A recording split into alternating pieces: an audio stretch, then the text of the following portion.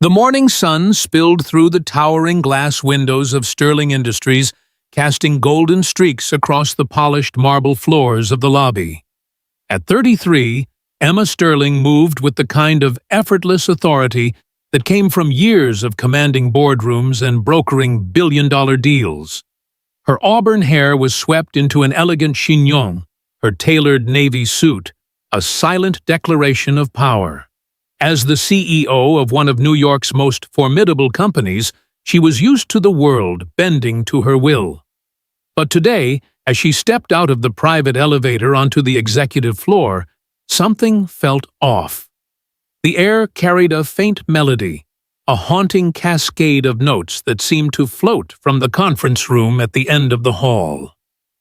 Emma paused, her heels silent on the plush carpet, and listened.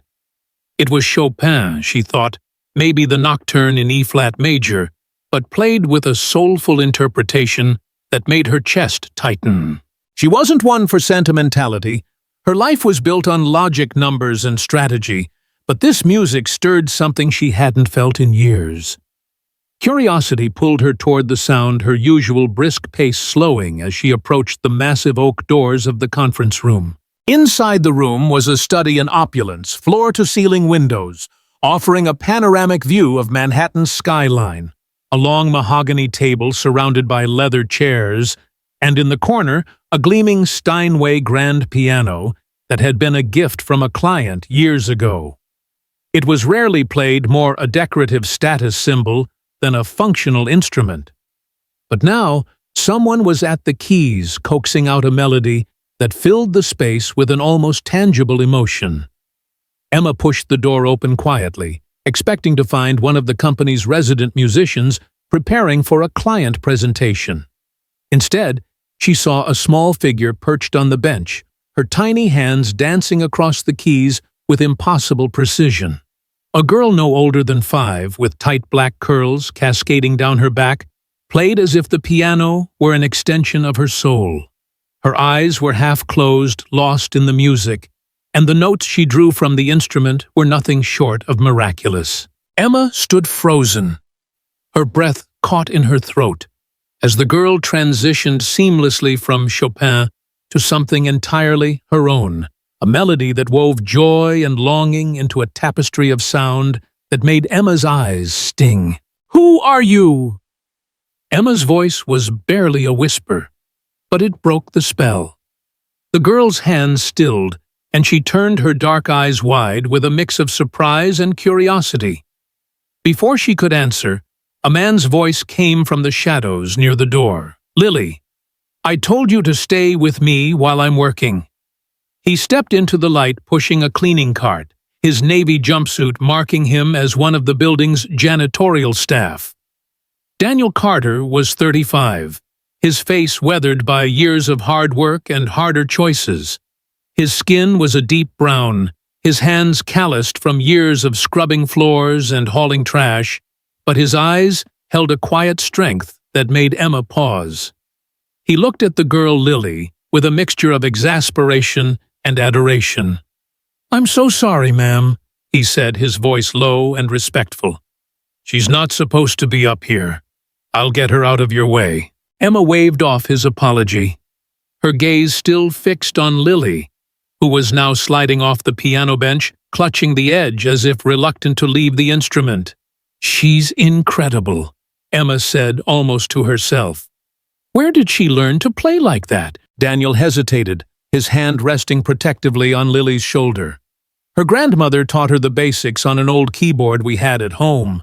But this—" He gestured toward the piano, his expression a mix of pride and bewilderment.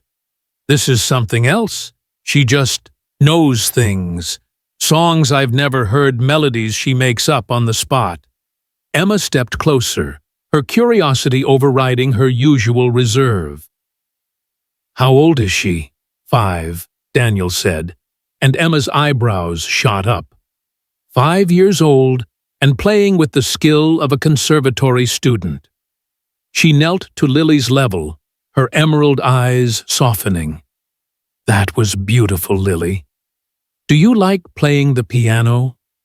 Lily nodded, her curls bouncing, "It's like talking to my heart," she said simply, and Emma felt a pang she couldn't name. She stood turning to Daniel. "You're her father." He nodded, his posture stiffening slightly as if bracing for judgment. "Just me and her. Been that way since her mom left when she was a baby." Emma's mind raced.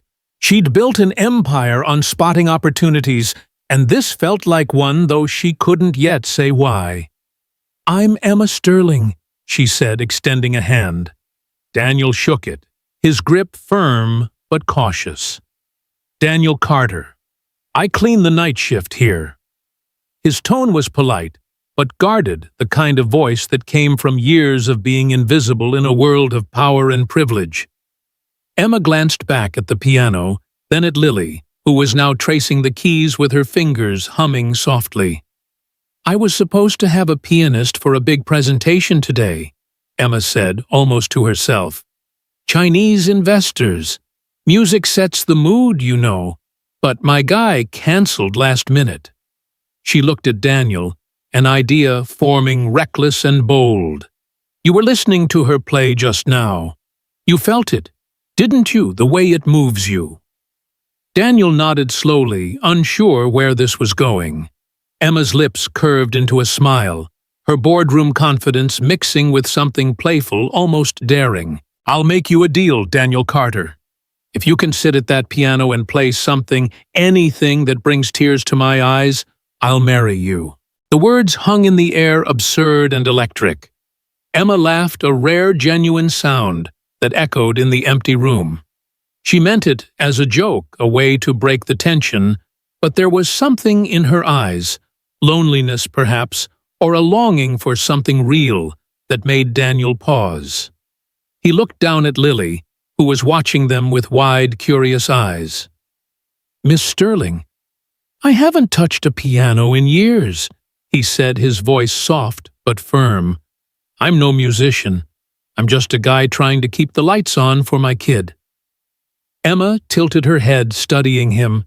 He was handsome in a rugged way, his features carved by struggle, but there was a warmth in his eyes that made her want to know more. "Fair enough," she said, her smile softening. "But what about her?" She nodded toward Lily. "Would she play for me again?" Before Daniel could answer, Lily climbed back onto the bench, her small frame barely reaching the pedals. "Can I, Daddy?" she asked, her voice bright with excitement. Daniel sighed, running a hand over his close-cropped hair. "Go ahead, baby girl." The moment her fingers touched the keys, the room transformed. The melody was new, not Chopin or anything recognizable, but a creation that seemed to pour from Lily's very soul. It was haunting, joyful, and achingly beautiful, a child's interpretation of a world both wondrous and heavy. Emma stood transfixed, her hand pressed to her chest as tears welled in her eyes. She wasn't alone. Daniel's jaw tightened, and even Tom, the security guard, who'd poked his head in to check on the noise, wiped at his eyes. When Lily finished, the silence was profound, broken only by her small voice. "Did you like it, pretty lady?" she asked, looking at Emma with an innocent smile. Emma knelt beside her, her voice thick with emotion. "That was the most beautiful thing I've ever heard, Lily." "What's your name?" "Lily Carter," she said proudly. "Daddy's teaching me piano, but sometimes I hear songs in my head that just come out." Emma looked up at Daniel, who was watching his daughter with a mix of awe and worry. "She's a prodigy," Emma said quietly. "Do you know what that means?" Daniel's expression darkened slightly. "It means people are gonna want a piece of her. And I don't know if I can protect her from that." Emma stood, her mind already spinning with possibilities.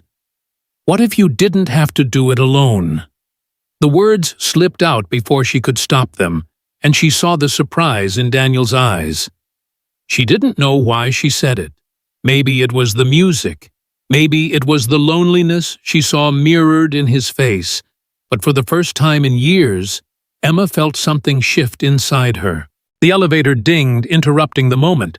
and a group of executives stepped out, their polished shoes clicking against the marble. They froze clearly, not expecting to see their CEO standing with a janitor and his daughter in the executive suite. Miss Sterling, one of them, said, a middle-aged man with a practiced smile. "We're ready for the pre-meeting brief." Emma nodded, slipping back into her professional mask. "I'll be there in a moment, Charles." As the executives moved toward the conference room, she turned back to Daniel. "Bring Lily to the presentation this afternoon. Let her play for the investors. It'll be better than anything I had planned." Daniel shook his head. "Miss Sterling, she's not a show pony. She's just a kid." Emma held his gaze, her voice gentle but firm. "I know, and I promise I'm not trying to exploit her. But her gift, it's meant to be shared, and I can make sure it's done right with people who'll respect her." Daniel looked down at Lily, who was tugging at his sleeve, her eyes pleading, "Please, Daddy, I want to play for the fancy people." He sighed, the weight of his decision visible in the lines of his face. "All right, but just this once." Emma smiled, a spark of excitement igniting in her chest. "Thank you, Daniel. You won't regret it." As she walked toward the conference room, she felt his eyes on her, a mix of caution and curiosity. She didn't know it yet, but that moment, Lily's music, Daniel's reluctant trust, her own impulsive offer had set in motion a chain of events that would unravel secrets, challenge her empire, and redefine what family meant to her. By noon, the executive floor was buzzing with activity. The Chinese investors, a group of sharply dressed men and women from Shanghai, arrived with their interpreters, their faces unreadable as they took their seats around the mahogany table. Emma stood at the head, her presentation slides ready, her usual confidence tempered by a nervous anticipation she couldn't shake.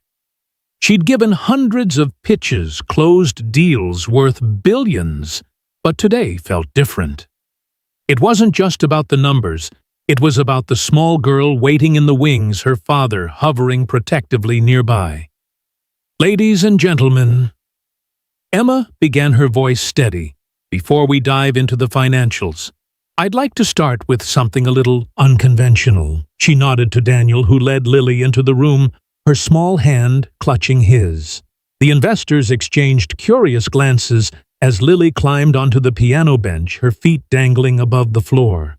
The first notes were tentative, a simple melody that grew in complexity with each measure.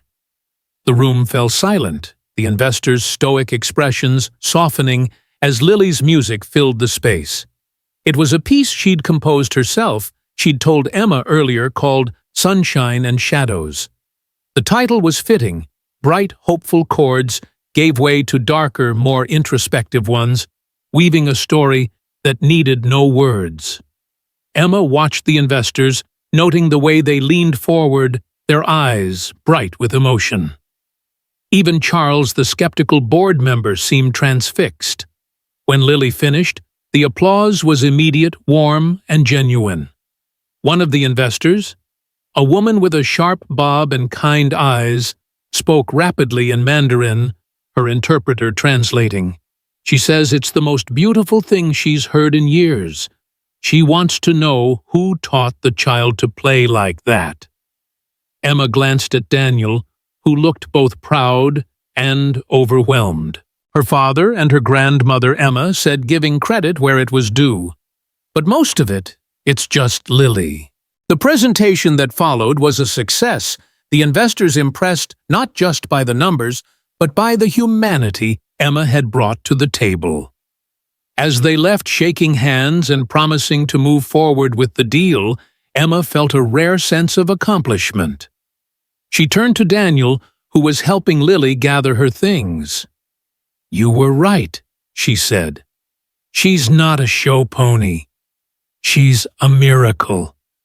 Daniel smiled, a rare, unguarded expression that made Emma's heart skip. "She's my miracle," he said simply. Lily tugged at Emma's sleeve, her face serious.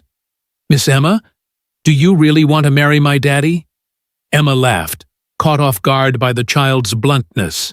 "It was just a joke, sweetheart," she said, but her eyes met Daniel's, and she saw something there, possibility maybe, or a question neither of them was ready to answer. As the day wound down, Emma found herself lingering in the conference room, the piano silent now. Daniel had taken Lily home, but not before Emma slipped him her card offering to help with piano lessons or anything else Lily might need. "She deserves the best," Emma had said, and Daniel had nodded, though his expression was still wary. Alone now, Emma ran her fingers over the piano keys, not playing, just feeling their cool smoothness. She thought of her own childhood raised by her grandfather after her parents' death, learning the rules of business, but never the warmth of family. Lily's music had cracked something open inside her, a longing for connection she'd buried under years of ambition. But there was something else, too. A faint unease, a whisper of a memory she couldn't quite grasp.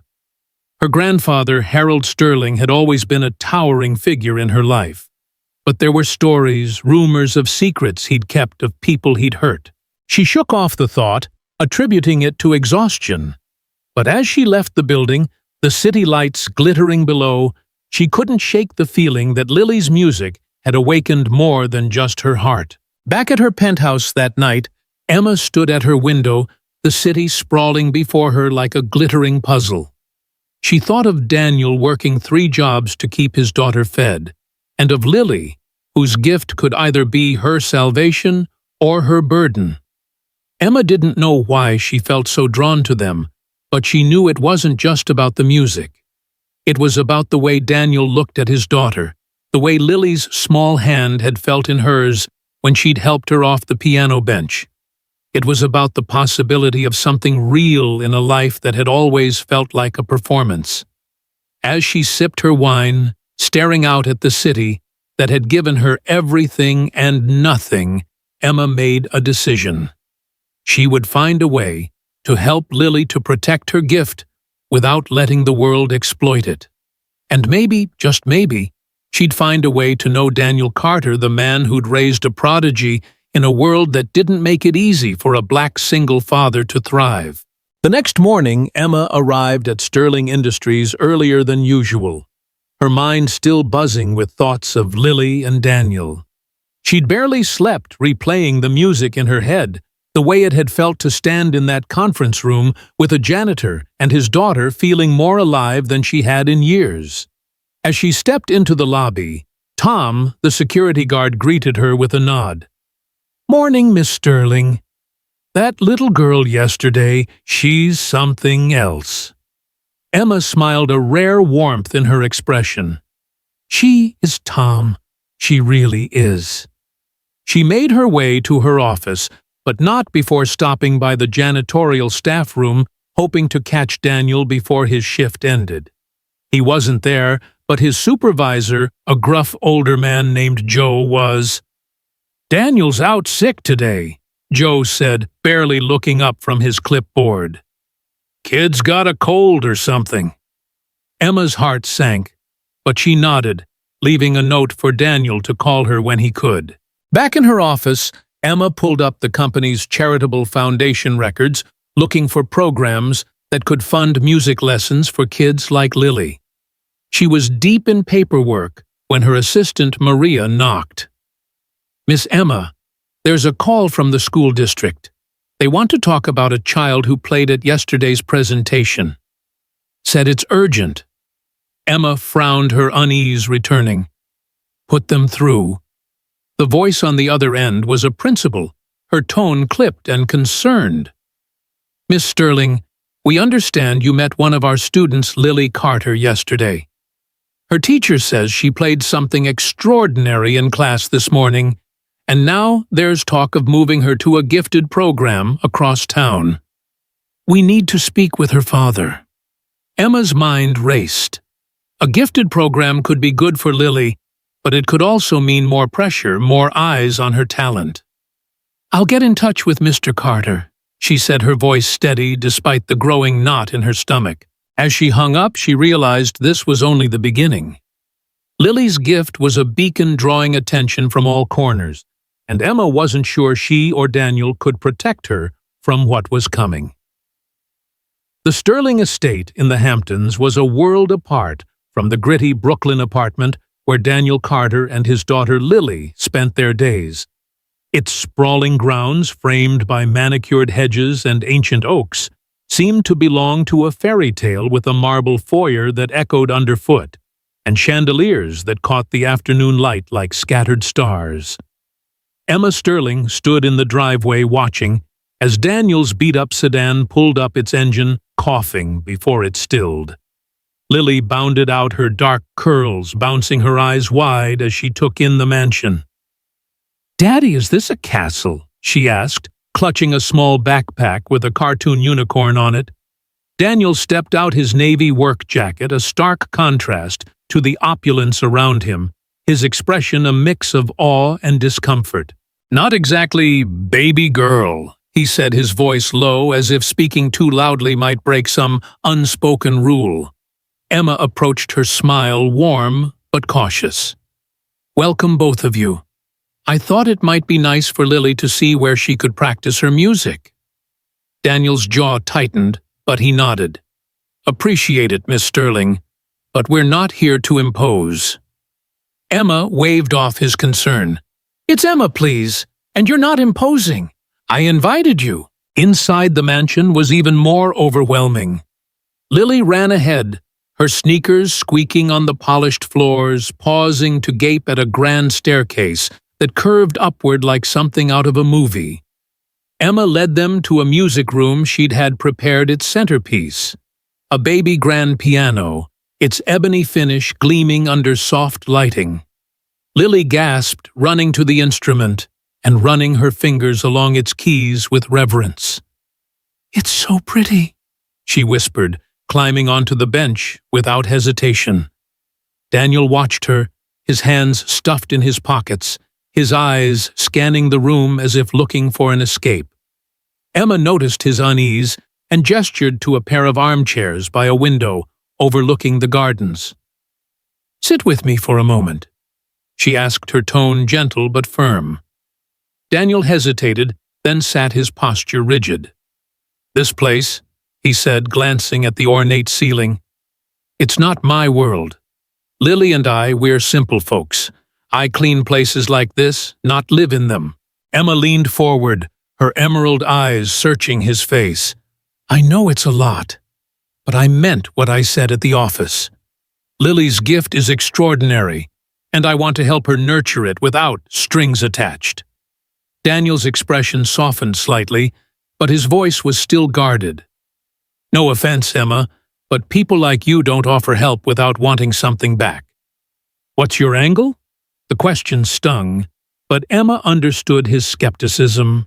She'd spent her life in a world where every gesture had a price. "No angle," she said quietly. "Maybe I just see something in Lily that reminds me of what I've been missing." Before Daniel could respond, Lily's fingers found the keys, and a melody filled the room, a bright, cascading piece that seemed to dance with the sunlight streaming through the windows. It was one of her own creations she'd told Emma earlier, called Butterfly Wings. The notes were light and free, yet carried a depth that belied her 5 years. Emma and Daniel fell silent, both captivated by the music, their conversation forgotten. As Lily played, Emma's thoughts drifted to the call from the school principal the day before. The talk of a gifted program had unsettled her, not because it wasn't a good opportunity, but because it felt like the first step toward a world that might overwhelm Lily. She glanced at Daniel, who was watching his daughter with a mix of pride and worry. "She's composing again," he said softly, almost to himself. "She's been doing that since she was 3. Humming tunes I'd never heard, working them out on that old keyboard my mom left us." Emma nodded, her mind racing. Has she always been like this? Creating music from nothing? Daniel's eyes met hers, and for the first time, she saw a crack in his guarded exterior. "Yeah, sometimes I catch her playing in her sleep," her fingers moving like she's dreaming the music. It's beautiful, but it scares me. People hear her, and they'll want to turn her into something she's not ready to be. Before Emma could respond, the front door chimed and Maria, her longtime housekeeper, appeared, her face tight with concern. "Miss Emma, there's someone at the gate. Says she's Lily's mother." Daniel froze, his hand gripping the armrest.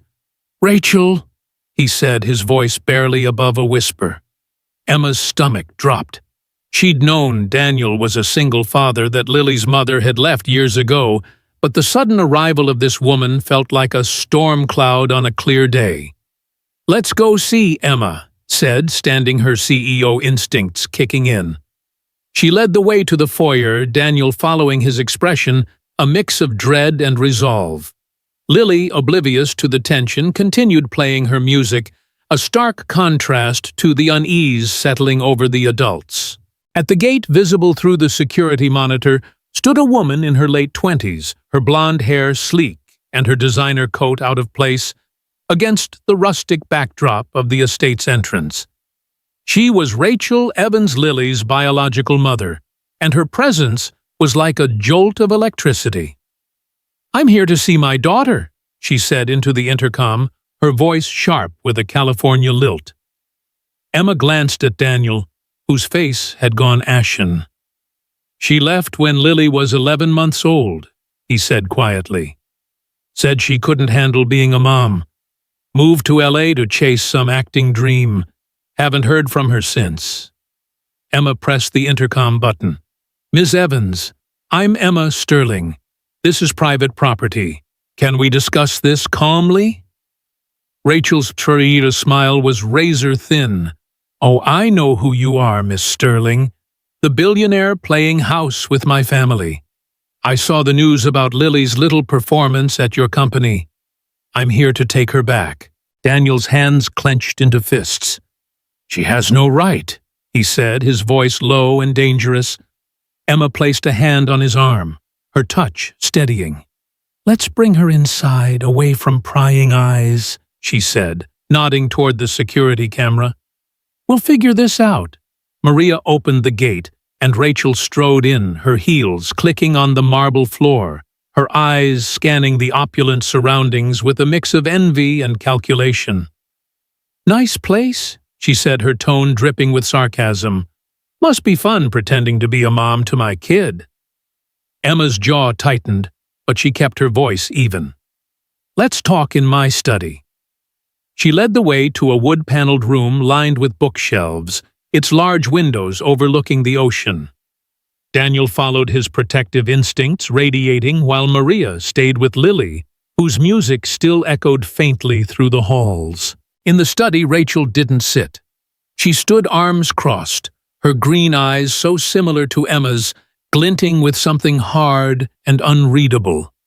"I want my daughter," she said bluntly. "I have rights, you know." Daniel's voice was cold. "You gave up those rights when you walked out. You didn't even call Rachel, not once in 4 years." Rachel's composure flickered, but she recovered quickly. "I was young, Daniel, 23, overwhelmed, dealing with postpartum depression. I thought Lily was better off without me. But I'm different now. I've got a career in LA connections in the entertainment world. I can give her the life she deserves, especially with that talent of hers." Emma's blood chilled at the mention of Lily's talent. "You saw the news," she said, her voice calm but probing. "That's why you're here, isn't it? Not for Lily, but for what her gift could mean for you." Rachel's smile was sharp. "Don't play holier-than-thou with me, Emma Sterling. You're the one parading my daughter around for your investors, acting like some savior. What's your game, trying to buy yourself a family to make up for your empty life?"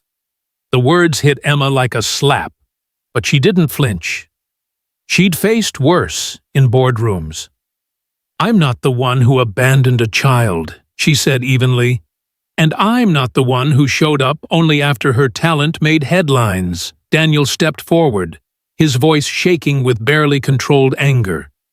"You don't get to waltz back in and act like you care. Lily doesn't even remember you."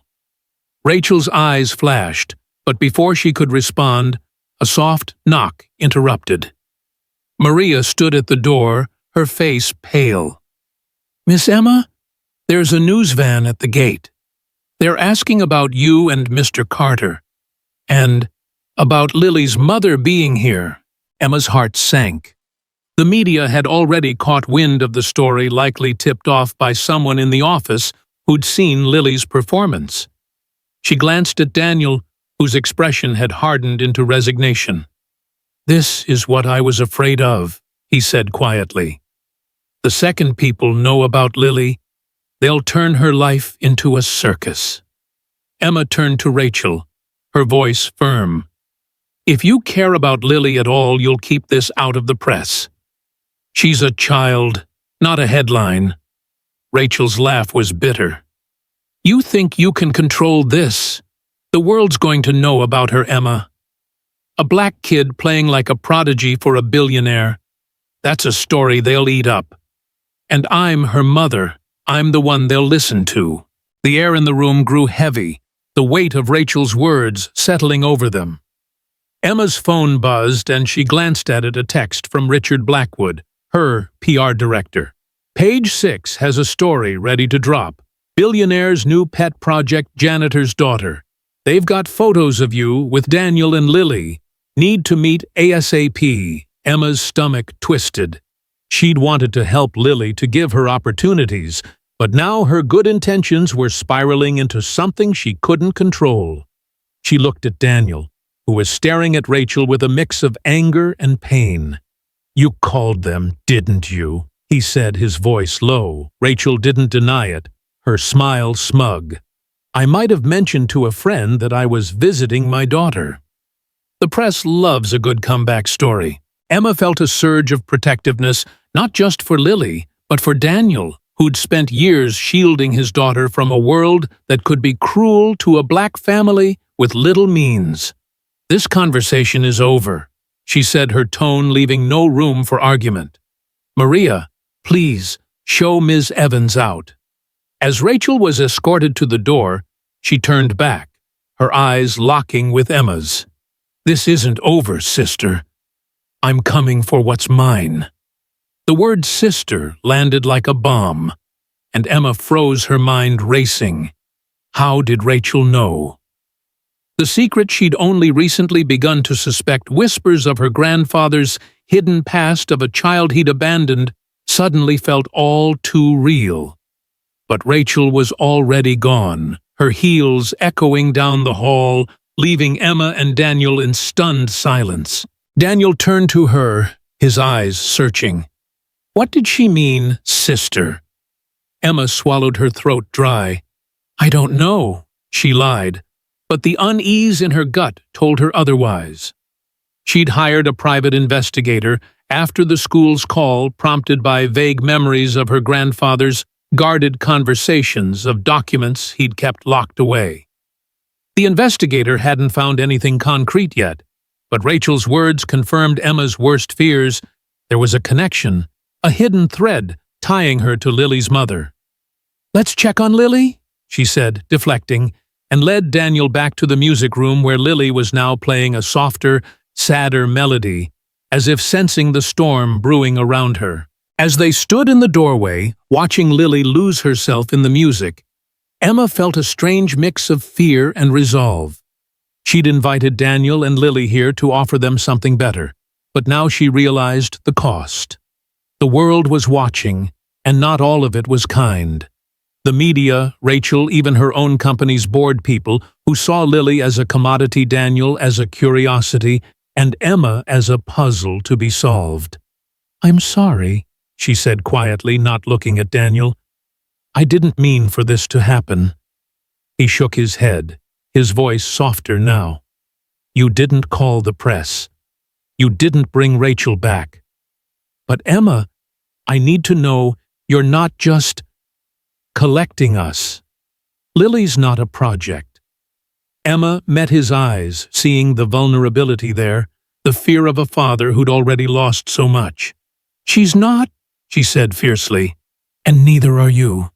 I don't know what this is yet, but it's real. I feel it.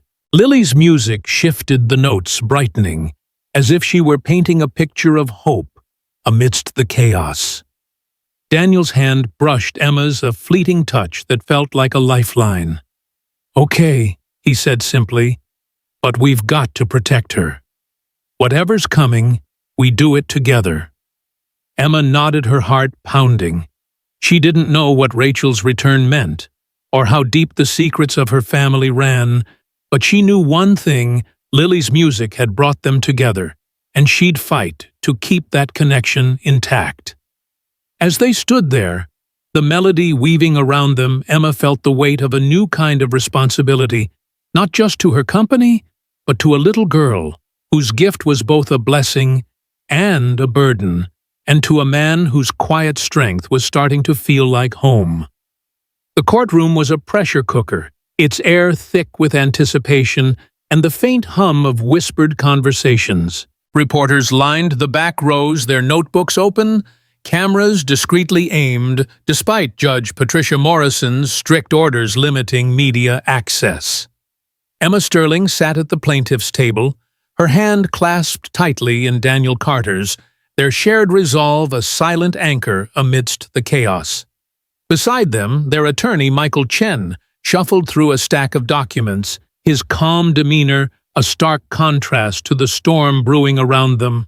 Across the aisle, Rachel Evans sat with her high-powered legal team from Morrison Cross and Associates, her blonde hair perfectly styled, her expression a carefully crafted mask of maternal concern.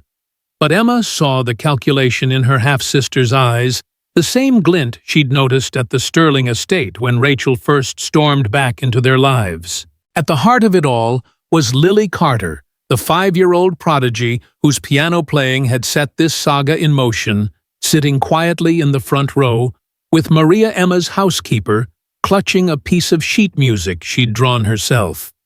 Her dark curls framed a face that was too young to carry the weight of the adult conflicts swirling around her, but her eyes held a quiet strength that made Emma's heart ache. Judge Morrison, a stern woman in her 60s with a reputation for cutting through nonsense, called the room to order. "We're here to determine the best interests of Lily Carter," she said, her voice carrying the weight of authority. "This is not a circus, despite what the press outside seems to think. Let's keep this focused on the child." Emma felt a flicker of hope. Maybe the judge would see through Rachel's performance, but the stakes were higher than ever. Not only was Lily's future on the line, but Emma's position as CEO of Sterling Industries was teetering.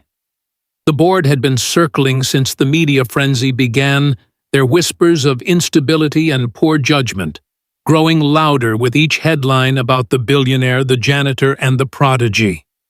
Daniel's grip tightened on her hand, and she glanced at him, his brown eyes steady despite the strain etched into his face. He'd spent years protecting Lily from a world that could be cruel to a black girl with extraordinary talent. And now that world was closing in. Michael Chen stood, his voice clear and confident. "Your Honor, Daniel Carter has been Lily's sole caregiver since she was 11 months old when Ms. Evans abandoned her without so much as a phone call for 4 years. He's worked 3 jobs to provide for her, taught her to love music, and created a stable, loving home. Ms. Sterling has joined that home, offering resources and support without exploiting Lily's gift. This case isn't about who can offer the most money. It's about who loves Lily for who she is, not what she can do." He gestured toward Rachel. Ms. Evans' sudden return coincides suspiciously with media coverage of Lily's musical talent. Her motives are not maternal, but opportunistic. The accusation hung in the air, and Emma saw Rachel's composure flicker, her lips tightening. David Morrison, Rachel's attorney, rose with the polish of a man used to winning high-stakes battles. "Your Honor, my client is a successful entertainment consultant in Los Angeles, financially stable and emotionally prepared to nurture her daughter's extraordinary gift." Ms. Evans was young when she left, struggling with postpartum depression, and made the painful choice to step away for Lily's benefit. She's now ready to be the mother Lily deserves. With connections to provide opportunities, Mr. Carter and Ms. Sterling cannot match opportunities like conservatory training, recording contracts, and international exposure. He paused, his gaze sweeping the courtroom. Mr. Carter, a janitor, and Ms. Sterling, a billionaire with no familial tie to Lily, have created an unstable environment parading her talent for corporate gain and media attention. We're here to protect Lily from exploitation. Emma's blood boiled at the accusation, but she kept her expression neutral, knowing any outburst could hurt their case. Daniel leaned toward her, his voice a whisper. She's lying through her teeth. Lily's not a product to be sold. Emma nodded, her mind racing. Rachel's team was good, twisting the narrative to paint her and Daniel as the villains. She glanced at Lily, who was watching the proceedings with a solemnity that broke Emma's heart. The girl's small hands fidgeted with her sheet music as if it were a lifeline. Emma's phone vibrated in her pocket. A text from Richard Blackwood, her PR director, board meeting tonight. They're pushing for a vote to remove you. Stocks down 10%.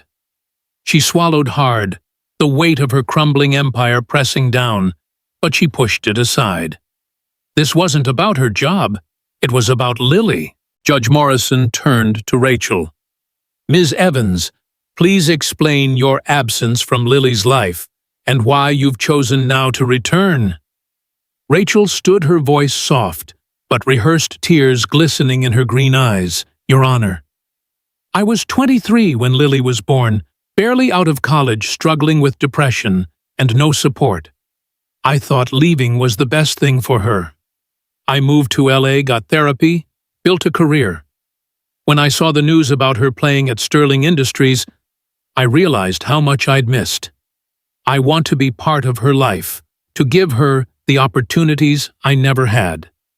Emma had to admit Rachel was convincing, her performance tugging at the heartstrings. But she saw the judge's eyes narrow slightly, as if weighing the sincerity of the words. Michael Chen didn't miss a beat. Your Honor, Ms. Evans' return is not about love, it's about profit. We have evidence of her contacting talent agencies within days of learning about Lily's abilities, discussing recording deals and endorsements. This is not a mother seeking reconnection. It's a businesswoman seeking a commodity. He slid a folder across the table containing emails and call logs the private investigator had uncovered. Rachel's attorney objected, but the judge allowed the evidence, her expression unreadable as she reviewed it. Emma felt a spark of hope, but it was short-lived. David Morrison countered with a bombshell. Your Honor, we have a recording that proves Ms. Sterling's motives are equally suspect. He played an audio clip from the coffee shop where Emma had first proposed her deal to Daniel. Her voice clear, I need a family, Daniel. You need security for Lily. This could work. The courtroom murmured, and Emma felt Daniel's hand stiffen in hers. The recording taken out of context made her sound cold, calculating a billionaire buying a family. Daniel's eyes met hers, a flicker of doubt in them. You didn't know we were being recorded, he said, more a statement than a question. But the hurt was there. Of course not, Emma whispered, her heart sinking. The damage was done. The recording painted her as manipulative, and Rachel's team was milking it for all it was worth. Your Honor, David Morrison continued, this recording shows Ms. Sterling using Lily as a prop in a publicity stunt, an unstable arrangement that endangers the child's well-being. Emma wanted to scream that it wasn't true, that what started as a reckless idea had become real, but she knew better than to speak out of turn. Michael Chen stood again. The recording is misleading. Ms. Sterling and Mr. Carter have formed a genuine bond with Lily's best interests at heart.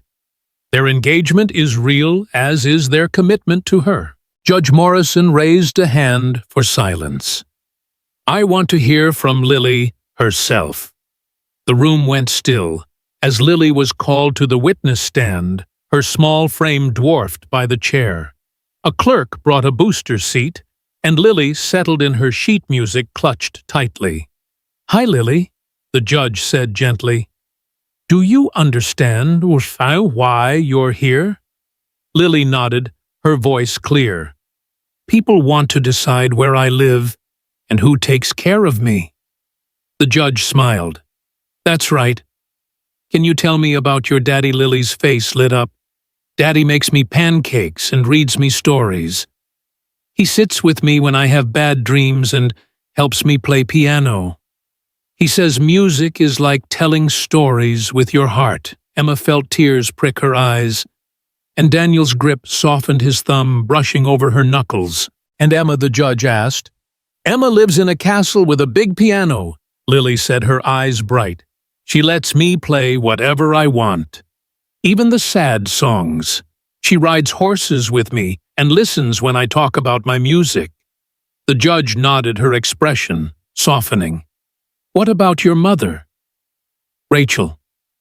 Do you remember her? Lily's face grew serious, her small brow furrowing. She came to visit, but I don't know her. She smells like fancy perfume, but it's loud, not like home. The honesty cut through the room, and Emma saw Rachel flinch, her mask slipping for a moment. If you could choose where to live, Lily, the judge continued, where would that be? Lily didn't hesitate. With Daddy and Emma in the castle. Maria makes cookies, and Emma says, I can learn piano with a lady who played at a big place called Carnegie Hall. A ripple of laughter ran through the courtroom, easing the tension, but Emma's heart was pounding. Lily's words were a lifeline, but the battle was far from over. As Lily stepped down, the judge called for a recess, and Emma, Daniel, and Michael retreated to a small conference room. Emma's phone buzzed again, another text from Richard Board's meeting now. They're voting in an hour. You need to be here. She showed it to Daniel, her voice tight. They're going to fire me, all because I dared to care about you and Lily. Daniel's expression softened, but his voice was firm. You don't have to lose everything for us, Emma, if this is too much. It's not. She cut in, her eyes fierce. You and Lily are worth fighting for. I've built an empire, but this is what matters. Michael cleared his throat. We've got a problem. Rachel's team just filed an emergency motion for temporary custody, claiming you two are an unstable influence. They're using the recording and the media frenzy to argue Lily's in danger. Daniel's face darkened.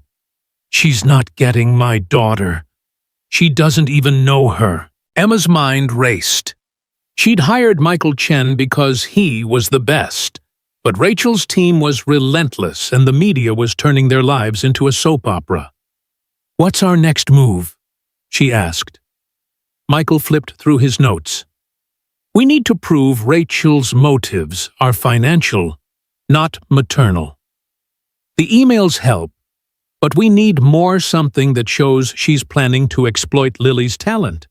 And we need to show the court that you and Daniel are a stable, committed unit, not some publicity stunt.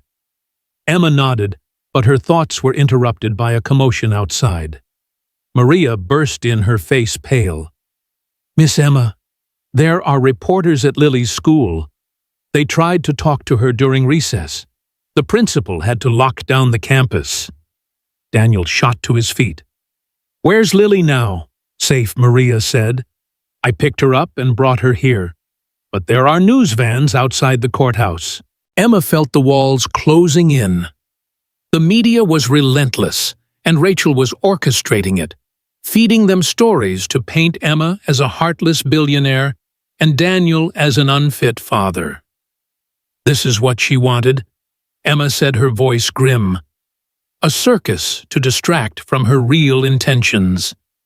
Daniel turned to her, his eyes searching. "Emma, that recording, I need to know. When you said those things in the coffee shop, was any of it real?" The question cut deep, and Emma took a breath, meeting his gaze. "It started as an idea, a way to help Lily. But Daniel, what I feel now for you, for her, it's real. I've never been more sure of anything." He held her gaze for a long moment, then nodded, the doubt in his eyes fading. "Okay, then we fight together." As they returned to the courtroom, Emma caught sight of Rachel whispering to her attorney, her expression smug. But Lily's music, played softly in her mind, was a reminder of what they were fighting for. The little girl's gift had brought them together, and now it was up to them to protect her from a world that saw her as a prize. Emma took Daniel's hand again, her resolve hardening. They were a family not by blood, but by choice, and she'd face down every reporter, every board member, every lie to keep them together. But as the judge called the session back to order, Emma couldn't shake the feeling that Rachel had more cards to play, and the real battle was just beginning. The courtroom was a crucible of tension, its high ceilings and polished wood amplifying every whisper and shuffle as Judge Patricia Morrison took her seat. The final custody hearing for Lily Carter had drawn a crowd that spilled beyond the benches, with reporters cramming the back, their pens poised to capture every detail of the saga that had gripped New York, the billionaire, the janitor, and the child prodigy, whose music had become a symbol of something far greater than notes on a piano. Emma Sterling sat beside Daniel Carter, their hands clasped under the table, a quiet defiance in their shared grip. Michael Chen, their attorney, was a calm presence, his briefcase open with documents ready to counter Rachel Evans's relentless campaign. Across the aisle, Rachel sat with her legal team, her blonde hair immaculate, her expression a careful blend of sorrow and determination. But Emma saw the cracks in her half-sister's facade, the slight tremble of her hands, the way her eyes darted to the reporters. Lily, the 5-year-old at the heart of it all, sat in the front row, with Maria clutching a piece of sheet music titled My Family, her dark curls framing a face that held both innocence and an unsettling wisdom. Emma's heart ached at the sight of her, knowing this moment would shape their future. Judge Morrison's voice cut through the murmur. "This court is here to decide what is in the best interest of Lily Carter. I've reviewed the evidence, including new information about Ms. Evans and Ms. Sterling's familial connection." She held up a folder, her gaze steady. "DNA results confirm that Ms. Evans and Ms. Sterling are half-sisters sharing the same grandfather. This complicates matters, but it does not change our focus: Lily's well-being." A ripple of surprise ran through the courtroom, and Emma felt Daniel's hand tighten. Rachel's face paled, her composure slipping, but she recovered quickly, whispering to her attorney, David Morrison. Emma's mind raced. Rachel's motives were rooted in a decades-old grudge against their grandfather's legacy. But would the judge see that? Or would blood ties sway her? David Morrison stood, his voice smooth and commanding. "Your Honor, my client, Ms. Evans, is Lily's biological mother, with a proven genetic connection to Ms. Sterling, strengthening her claim as family. She's built a stable life in Los Angeles and has the resources to nurture Lily's extraordinary talent." Resources: Mr. Carter, a janitor, and Ms. Sterling, whose motives are questionable, cannot provide.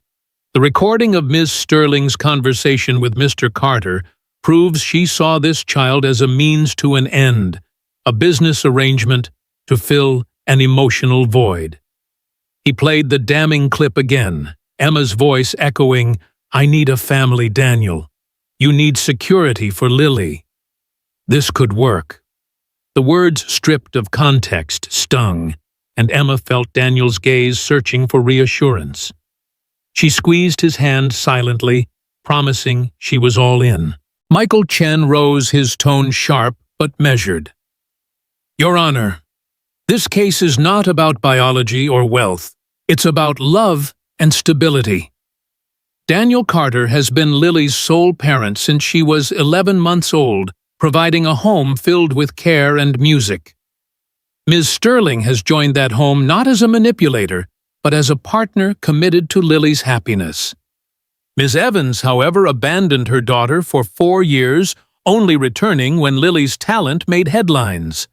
We have evidence, emails, call logs, and recordings showing Ms. Evans negotiating deals for Lily's music before even meeting her.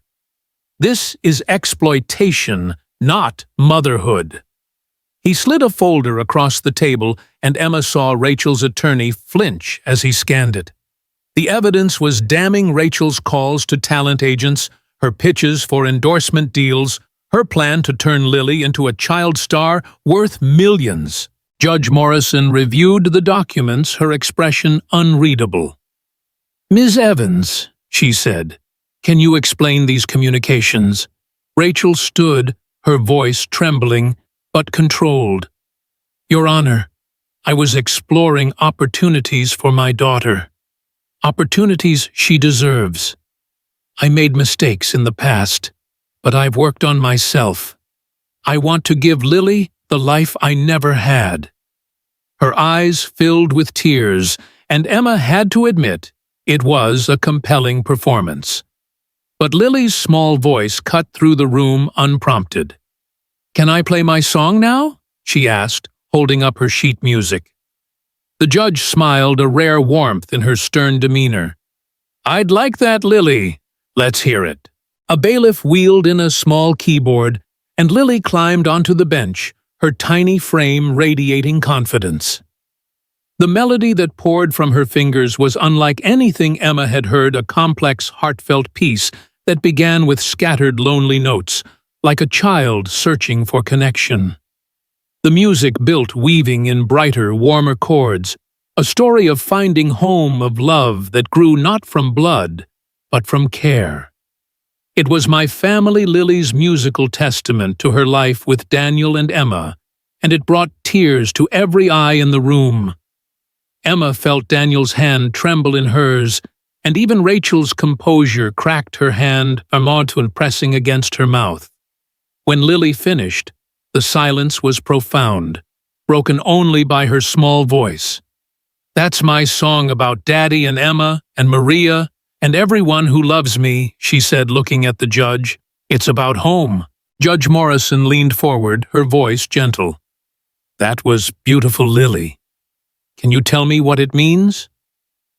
Lily tilted her head, her curls bouncing. It means family isn't just who you're born with. It's who stays with you, who listens to your music, who loves you even when you're scared. Daddy and Emma do that. Maria makes cookies when I'm sad. Mr. Chen plays chess with me. They're my family. The judge nodded, then turned to Rachel. Ms. Evans, would you like to ask Lily anything? Rachel approached the stand, her steps hesitant. For a moment she just looked at her daughter, her eyes searching. Lily, she said softly, do you remember me at all? Lily considered, her face serious. You sang to me when I was little, but it wasn't happy singing. You smelled like sad flowers, like they were wilting. The words, so simple and honest, hit like a thunderbolt. Rachel's tears spilled over, and she whispered, I was scared back then, Lily. I thought you'd be better without me. Lily's eyes were steady, wise, beyond her years. Emma says people make mistakes when they're hurting. But you have to say sorry and mean it. The courtroom was silent, the weight of a child's wisdom settling over everyone. Rachel turned to the judge, her voice breaking. Your Honor, I'd like to withdraw my petition for custody. The room erupted in murmurs, but Rachel raised her hand, silencing them. Lily's right. Family is about who loves you, who shows up. I haven't been that for her, not yet. I see that now. I'd like to request visitation rights if Mr. Carter and Ms. Sterling agree. I want to learn to be her mother, not her manager." She looked at Emma and Daniel, her eyes raw with something that might have been regret. "I'd like to try to be her mom and maybe get to know my sister." Emma felt tears on her cheeks, a mix of relief and something deeper, a recognition of the pain Rachel carried, the wounds of their shared past. She stood, her voice steady. "Rachel, you're welcome in our home anytime. Lily deserves to know her mother and I'd like to know my sister." Judge Morrison's smile was warm, a rare break in her judicial reserve. "In that case, I'm awarding primary custody to Mr. Carter and Miss Sterling with liberal visitation rights for Ms. Evans. I'm also ordering family counseling to support this transition. This court is adjourned." The gavel fell, and the room exhaled a collective release of tension. Lily ran to Emma and Daniel, throwing her arms around them. "Are we a family forever now?" she asked, her smile brighter than the sun. "Forever and always," Emma promised, lifting her into a hug. Daniel's eyes met hers, a silent vow in his gaze, and Emma knew they'd won more than a court case. They'd won each other. As the courtroom cleared, reporters clamoring for quotes. Emma, Daniel, and Lily slipped out a side door, Maria trailing behind with a protective arm around the girl. Outside, the spring air was crisp, the city alive with possibility. Emma's phone buzzed a text from Richard Blackwood Board, voted. "You're out as CEO. Patricia Collins takes over tomorrow." The news hit like a punch, but Emma found she didn't care as much as she thought she would. She'd lost her empire, but she'd gained something infinitely more precious. Daniel noticed her expression and took her hand. "You okay?" he asked, his voice soft. She nodded, a small smile breaking through. "I'm more than okay. I have you and Lily. That's enough." Lily tugged at their hands, her voice bright. "Can we have a wedding with a big cake? I want to play piano for everyone." Emma laughed, the sound free and unburdened. "The biggest cake you want, sweetheart. And you can play whatever makes your heart happy."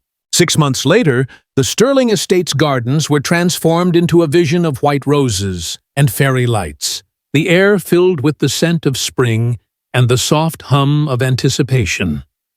Emma stood in a flowing gown, her auburn hair loose, her eyes locked on Daniel as he waited under an arch of flowers. He looked handsome, in a simple suit, his smile nervous but radiant. Lily, in a dress that matched Emma's, stood at the piano, her small hands poised over the keys. The guests, friends, family, even a few board members who'd softened toward Emma, watched as Lily began to play Harmony, a piece she'd composed for the occasion. The music was a tapestry of joy and resilience, weaving together the disparate threads of their lives into something whole and beautiful. As Emma and Daniel exchanged vows, promising to love and protect each other and the family they'd chosen, Lily's notes soared, a testament to the power of connection over division. Rachel sat in the front row, her eyes glistening as she watched her daughter play. She'd started visiting regularly, keeping her distance at first, but slowly learning to listen to Lily's music, to see her as a child, not a prize. Emma had kept her promise, opening her home and her heart, and though the road to sisterhood was still rocky, there was hope in their shared moments. As the ceremony ended and guests applauded, Lily ran to Emma and Daniel, throwing her arms around them.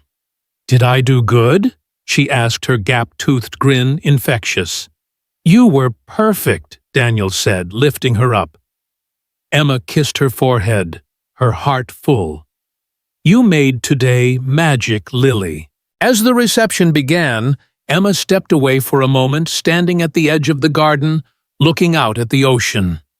The weight of the past months, the custody battle, the loss of her company, the revelations about her grandfather's sins settled around her, but it no longer felt heavy. She'd learned that family wasn't about blood or wealth. It was about the people who showed up, who loved you through the mess, who heard your music and stayed to listen. Lily's gift had brought them together, but it was their choice to stay, to fight, to forgive, that made them whole. She thought of Rachel, of the pain they were both working to heal, and of Daniel, whose quiet strength had become her anchor. This was the lesson: love, messy and imperfect, could bridge any divide, whether it was class, race, or a past stained by mistakes. It was about choosing each other every day and building something beautiful from the broken pieces. Daniel joined her, slipping his hand into hers. "What are you thinking?" he asked, his voice warm. Emma smiled, leaning into him. "That we're exactly where we're meant to be." Lily's music floated over the garden, a reminder that even the saddest songs could end in harmony. And as the stars began to emerge in the evening sky, Emma knew that their family, born not of blood, but of heart, would face whatever came next together.